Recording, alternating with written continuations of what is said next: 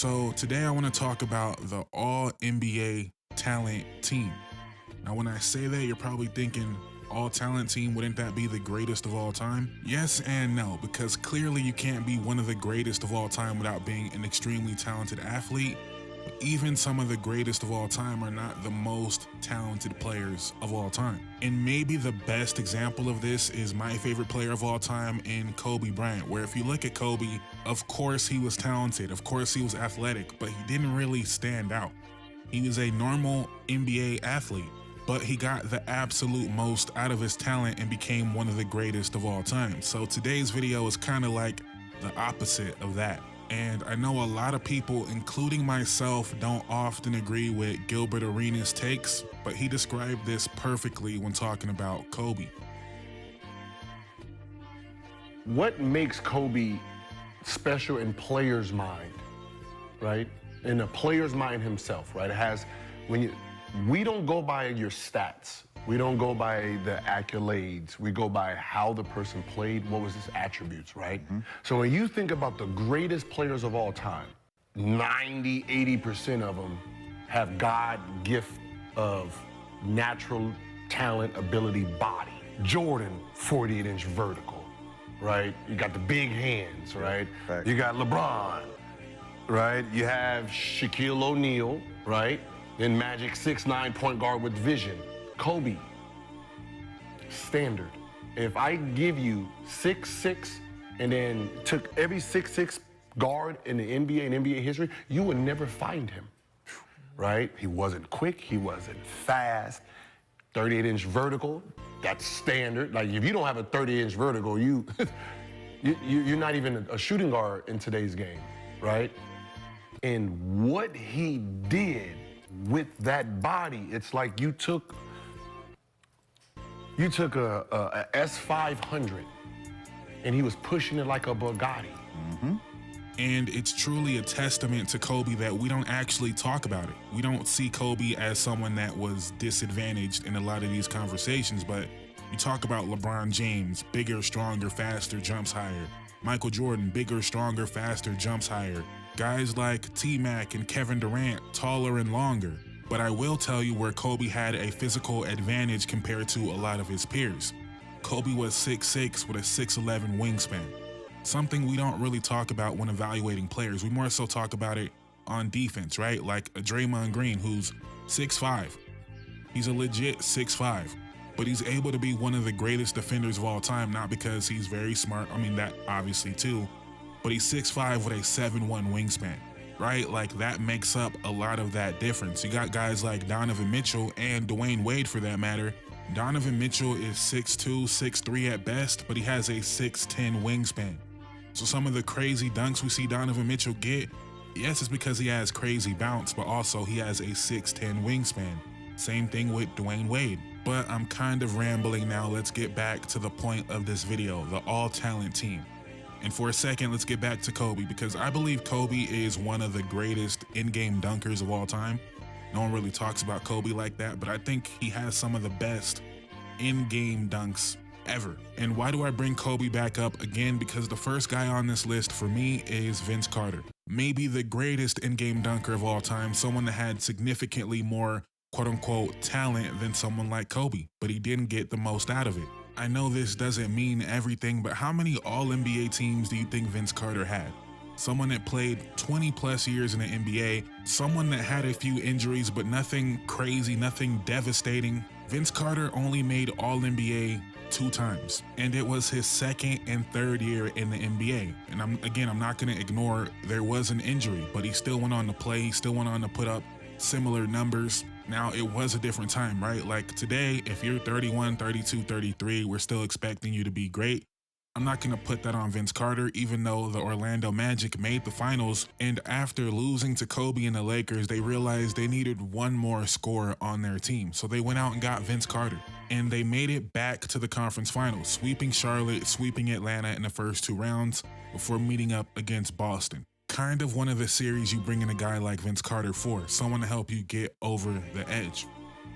But instead in that series, he puts up 13 points, 4 boards, 2 assists, shoots 36% from the field and 21% from 3, in 6 games. Now, again, he was 33 years old at this time.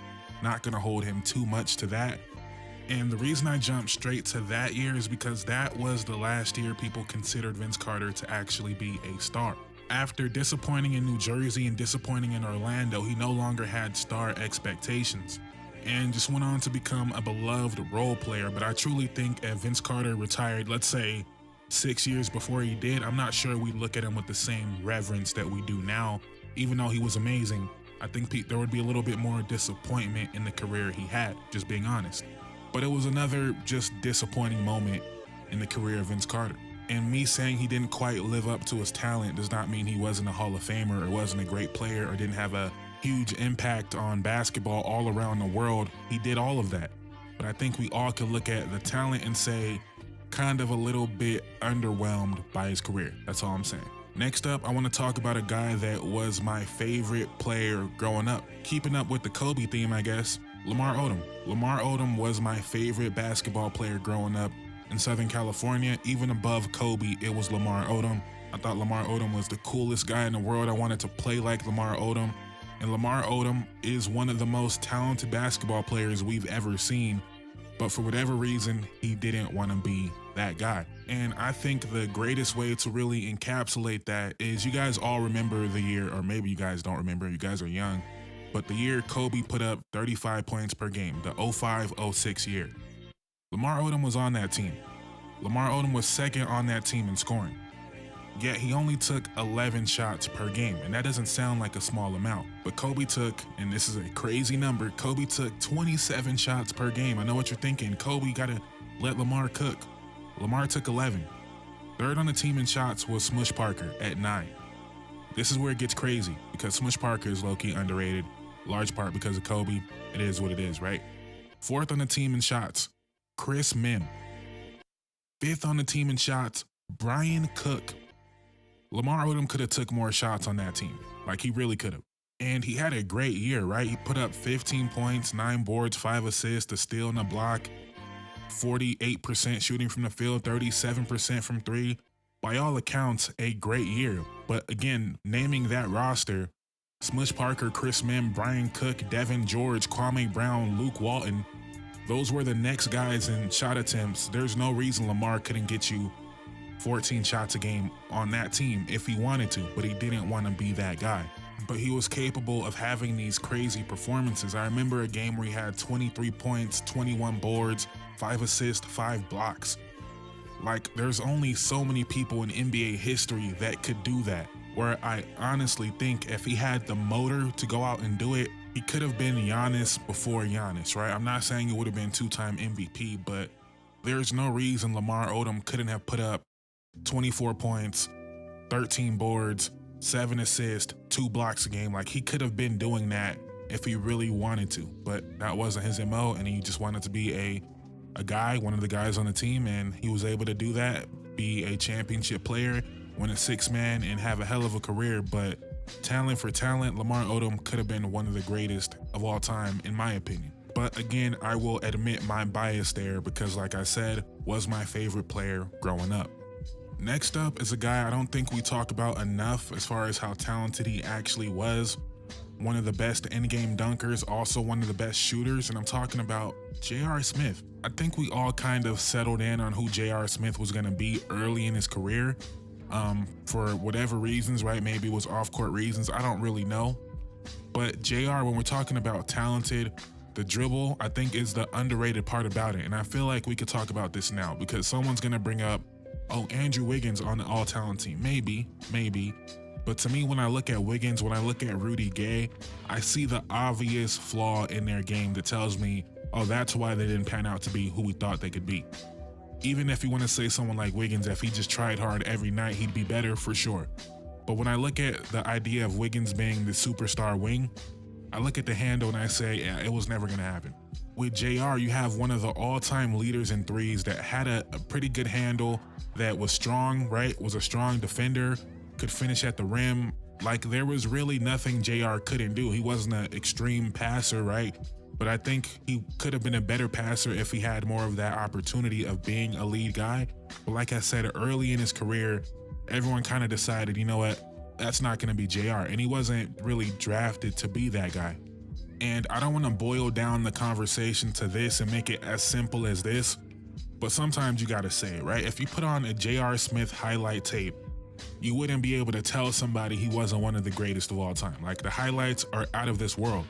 But he was pigeonholed into the six-man role, playing with Carmelo, and that's what his career turned out to be. Obviously, he went to play with LeBron, got a ring at the infamous moment where he didn't know the score, all of that.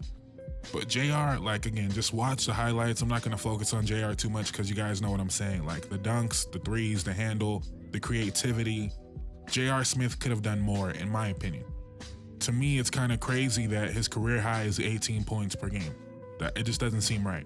All right, so next up, I want to talk about a guy that is a little bit similar to JR, maybe not. I want to talk about Larry Hughes, who I think had an underrated career, actually, and I believe a lot of that has to do with LeBron James stands that want you to believe LeBron played with absolute bums in Cleveland. So when you hear the name Larry Hughes, you think of, if you're a certain age, you think of one of the guys in Cleveland that LeBron had to carry. And if you're a real Cavaliers fan, you probably know what I'm talking about, and you probably don't like Larry Hughes because there was a reason the Cavs went out and got him, because he was really good. And I don't believe the Cavs thought they had their co-star for LeBron, but they thought they had someone that might be able to be like the third best player on a championship team. Because the year before he got to Cleveland, he put up 22 points per game, which was a career high. He made an all-defensive team. He was a 6'5" guard, averaging 22, 6 boards, 4 assists, and 3 steals at the age of 26. It seemed like he was about to enter his prime. But instead, that was the best year of his career, the year before he got to Cleveland. And this is another scenario where injuries for sure played a role, but I'm not going to say that was the main or sole reason his career didn't pan out the way a lot of people thought it might. In his first year in Cleveland, he played the first 28 games before breaking his finger and missing majority of the rest of that year. But he ends up making it back before the playoffs, and unfortunately, he ends up having to leave the team again because of the death of his brother. And this was the year before the Cavs made the finals. They ended up losing to Detroit in 7 games, a series in which Larry Hughes only played in 3 of those games. Now, admittedly, this one is a little bit different because I don't feel like Larry Hughes had like the craziest bag or you seen superstar all over him. I don't think that, but I do believe there was potential for him to be a, 2-time, 3-time All-Star, consistent all-defensive teams, and that just didn't happen. Next up, I kind of want to group 3 guys together, all of them kind of in a similar time period. I'm talking about Tyreke Evans, Lance Stevenson, and OJ Mayo. Now, we're going to put Lance to the side. We're not going to really talk about Lance. I feel like we all remember Lance. We all remember how crazy the handle was, how good of a defender he could be at times. I was shocked to learn Lance only had 1 year where he averaged over 10 points per game. That's kind of absurd to me. And Lance had moments, but these other guys had years where they looked like they were going to be all-stars in the NBA, starting with Tyreke Evans. And the easiest way to put it, the potential Tyreke Evans had, he was in the same draft class as Steph Curry, James Harden, DeMar DeRozan, Drew Holiday, Ricky Rubio, and he was the best guard of all of them in his rookie year. And this is yet another scenario where injuries did play a huge part, but I'll let his former teammate DeMarcus Cousins tell you what maybe went wrong with Tyreke Evans. Too, that's the crazy thing. Tyreke been cold his whole life, bro. It was just also, he kind of got caught up in that era because the game was starting to transition. And with you being a combo, Tyreke, when he came in, he was considered a combo guard, like a combo playmaking guard. He wasn't a point guard, but he wasn't a shooting guard either because he could dime, he could play make, all of those things. So he was a shooting guard. He was a point guard with a shooting guard's body. Shit, damn near small forward's body. Super talented. He just got caught up in the game to where if you had the ball in your hands as a guard, you had to really be able to shoot. I know a lot of people don't want to give any credence to that. They want to say he would have dominated still if he had the chance, right? If they built around him, if they built around him and Boogie. Well, him and Boogie wasn't the cleanest fit in the way the NBA was going. Because while Tyreke was pretty good at a lot of things, he wasn't really special at anything besides the handle, right? The handle was special, but he wasn't a special finisher. He wasn't a special scorer. He was a terrible shooter. So in my eyes, yes, there were injuries, but he also became kind of easy to figure out a little bit. And we could point to the injuries as maybe a reason he wasn't able to add to his game. We could point to injuries as to why he didn't have a long, healthy career for sure, but as to why he wasn't a superstar or an all-star, I think a lot of that had to do with the limitations in his game. We're never going to be able to completely separate injuries from anybody. If you are on the side of, man, injuries really messed him up, one thing you can point to is the free throw shooting. His rookie year, he shot 6.5 free throws per game. He never got back to over 5 a game. But I also think a lot of people don't remember that Tyreke Evans was there before DeMarcus Cousins, right? So his second year, DeMarcus Cousins was there. And I love DeMarcus Cousins, right? But the first couple years, he was a bad finisher, didn't take any threes, and turned the ball over a ton.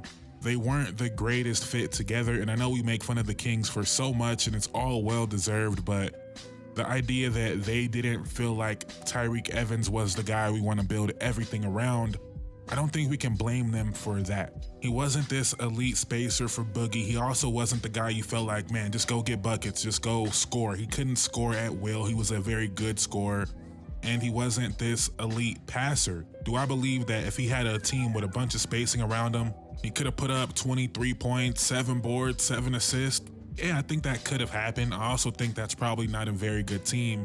And again, the injuries is what stopped him from becoming someone different. Maybe he could have became more of a wing player because he was a decent defender. Maybe the three-pointer would have developed as we've seen later in his career.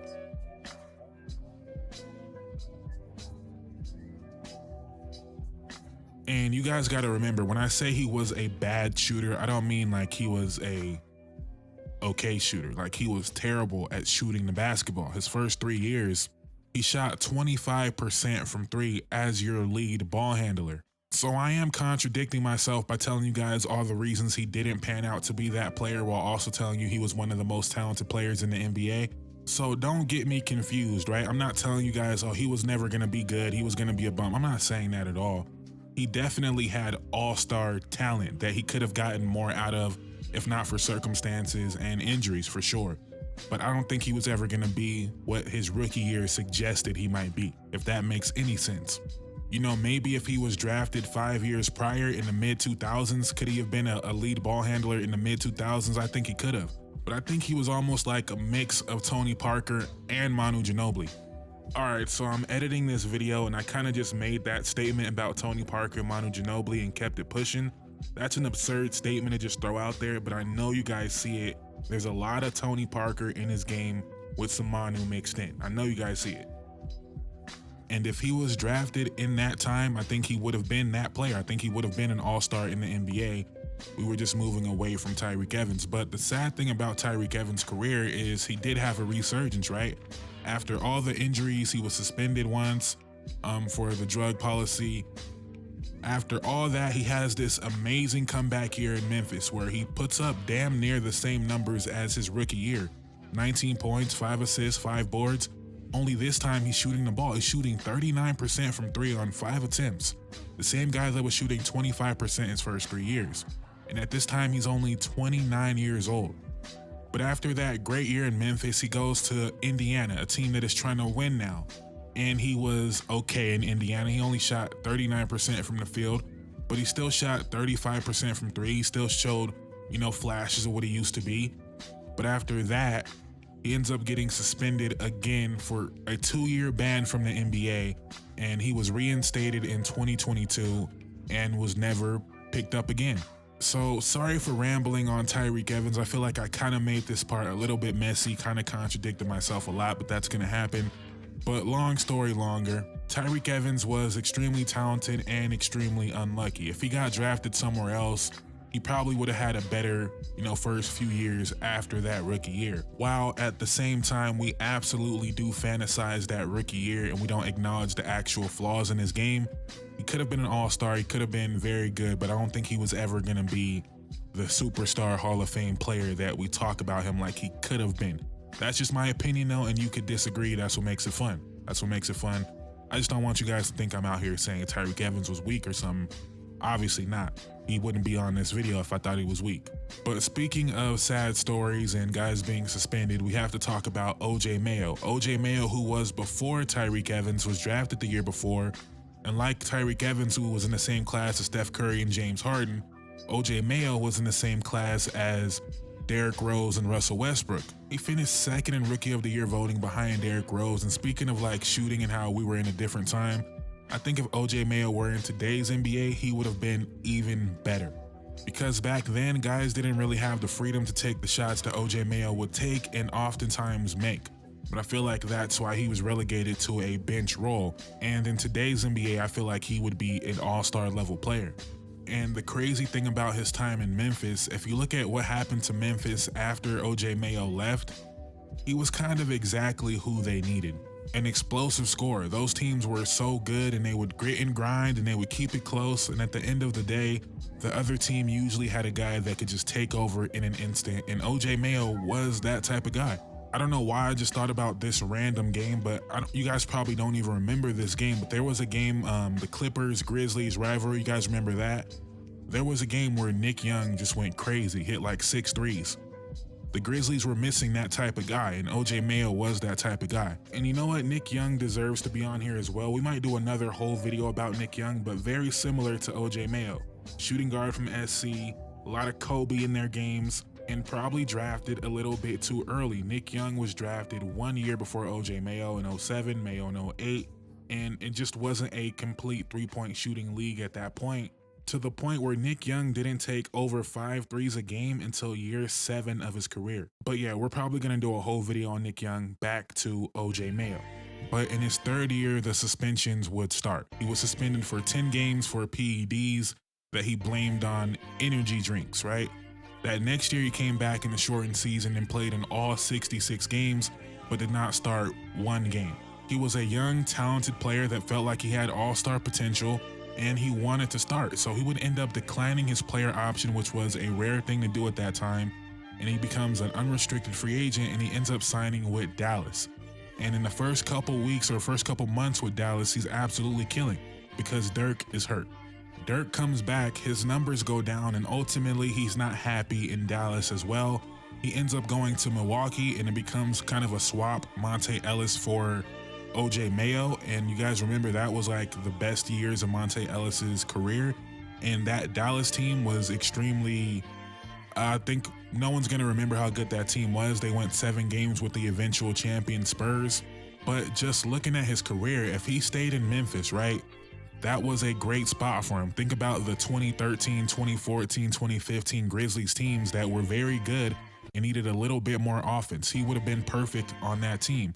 You look at that Mavs team where, yes, Monte Ellis, I think they were comparable players, right? But OJ Mayo was the younger player that maybe could have developed into like a real star next to Dirk, but he didn't want to be there. And then he goes to Milwaukee, a team that had really nobody around him. Monte Ellis was gone, Andrew Bogut was gone, and he ends up being suspended for more drug policy violations the year before Giannis wins MIP. And again, Milwaukee was clearly his worst basketball. He wasn't playing great in Milwaukee, but he was only 28 years old. There was a chance that he had Giannis and could have, played off of the gravity of Giannis and really looked like the old OJ Mayo. Instead, he gets a 2-year ban and is never brought back at 28 years old. Now, this is a situation where he did play a lot, and it seems like off-court reasons are more so why it didn't pan out the way I thought it would have, or most people thought it would have. I'm about to say something crazy. Don't take me too serious, but if you watch him, you see a lot of Kobe in his game, and you see a lot of, Kyrie before Kyrie. I'm not saying he would have been those guys, but the talent was clearly there. But as I stress all the time on this channel, talent is not everything. Moving on, and I gotta speed this up because I did not intend for this to be a 40-minute video. But let's go back to power forwards, and if you're of a certain age, this is gonna resonate with you a lot. In the early 2000s, there was a clear crop of the best power forwards in the NBA. It was Tim Duncan, it was Kevin Garnett, it was Dirk, it was Chris Webber, and it was Rasheed Wallace. All in the West, by the way, and they were nothing alike as players, but he was kind of like the Lamar Odom before Lamar Odom. He went to Detroit, won a championship, but unlike Lamar, Rasheed Wallace was actually a 4-time All-Star. And looking at it, these are some of the, I'm gonna say it, some of the weakest All-Star stats you will ever see. He made an All-Star game averaging 12 points and 6 boards, which is just something you would never see in today's NBA, but he was also amazing on the defensive side of the ball, getting over a steal and over a block and a half per game. And he made the All-Star team, like I said, 4 years. And maybe one way for some of you guys that weren't around during this time, I mean, I was only, 3 years old when this happened, but he was the leading scorer on a team that took Shaq and Kobe to 7 games. And in that game 7 with Shaq and Kobe, he was the leading scorer, scoring 30 points. He scored 30 of their 84 points. And not only did he do that, he helped hold Shaq to just 18 points in the game 7. And he was only 25 years old when this happened, so it seemed like he was about to blossom into a superstar. And I don't know if you want to say he was the best player on this team that had Sabonis, that had Scottie Pippen, but he was the leading scorer on a team that was consistently winning 50 games in the Western Conference with the Spurs, with the Kobe and Shaq Lakers, with Garnett winning MVP, with the Sacramento Kings winning 60 games at times, with the Mavericks and Dirk winning 60 games. He was the leading scorer on a team winning 50 games in that Western Conference. So he did a lot with his talent, right? I'm not trying to say he underachieved per se, but there was another step that everybody was waiting on. When he's 25 going 7 games with Kobe and Shaq, you're thinking, okay, he scored 19 this year.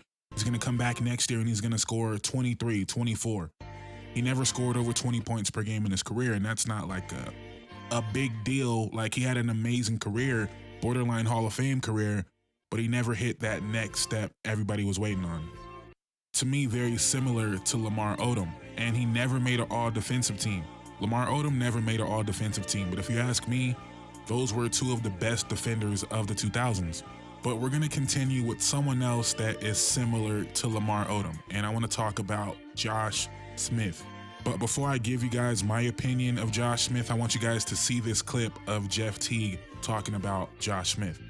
The same thing. And get shot one, he was like, he hit it. He came to the bench, he was like dribbling by, he's like, yes. And I was like, he left him. He came back, he's like, he about to gun y'all out the fucking game. Like, you know, and if you know smooth he was, but it was like. Now, the funny thing about that is Chris Paul was right, but I'm sure you guys remember, and you probably know exactly what I'm about to say, the Clippers game, the Rockets-Clippers series where James Harden gets benched and the Rockets make a comeback. You guys probably won't believe me, but I was watching that game live with my cousin, and at this time, we're kind of borderline Chris Paul haters. I love Chris Paul now, by the way, but we're in the mindset that Chris Paul is gonna blow this game.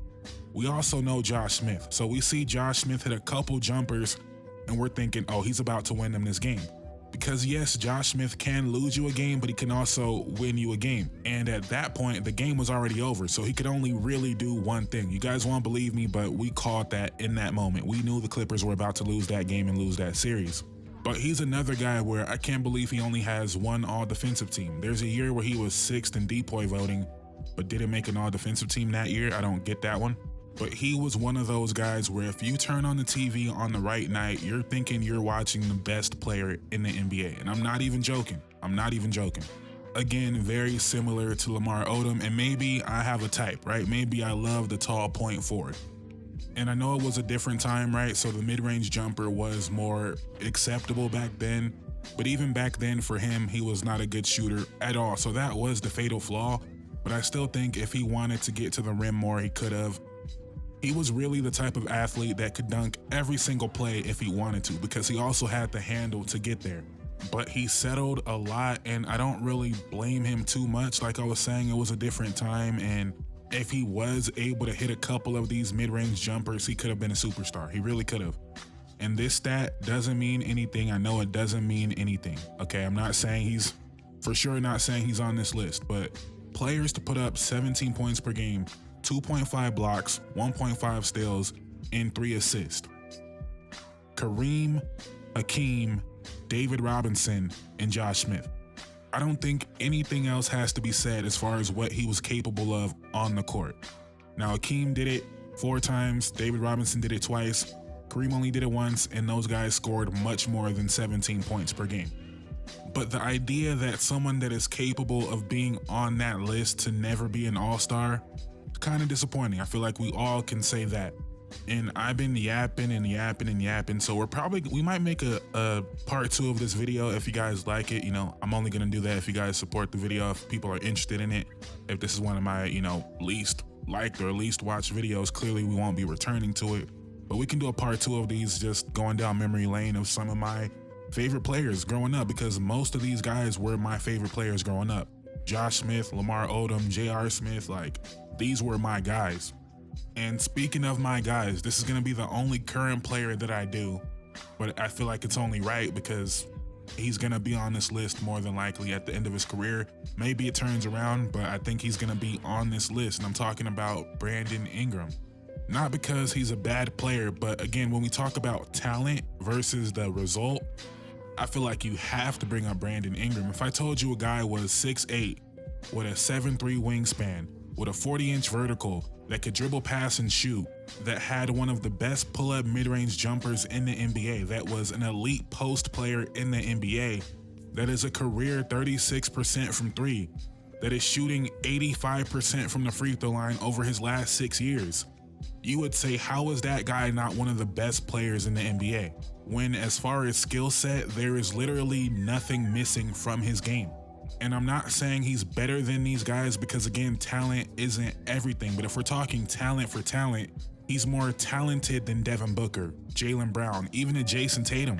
When we talk about the wingspan and the bounce and just the natural feel of being able to score in the NBA, like, Brandon Ingram should be one of the best players in the NBA. He really should be. But for whatever reason, he's just a borderline all-star player that at this point in his career has one all-star appearance, and I would guess is probably going to retire with one all-star appearance, and to me that would be underwhelming.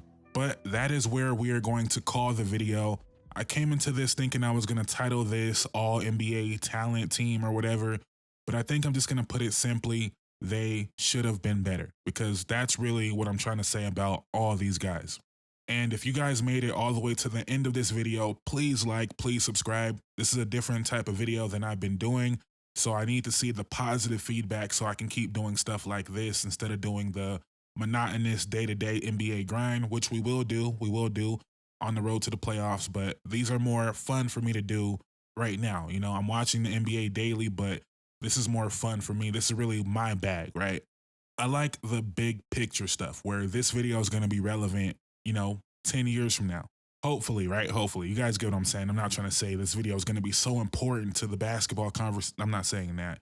You guys get what I'm saying, but thank you guys so much for watching. Please drop a like, please comment, please subscribe. I would greatly appreciate it. I'm out. Peace.